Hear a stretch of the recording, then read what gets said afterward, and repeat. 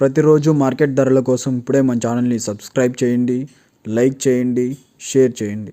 రైతు సోదరులందరికీ నమస్కారం. ఈరోజు 13వ తారీఖు జూన్ నెల 2024. ఈరోజు మార్కెట్లో ధరలు ఏ విధంగా ఉన్నాయి ఈ వీడియోలో చూద్దాం.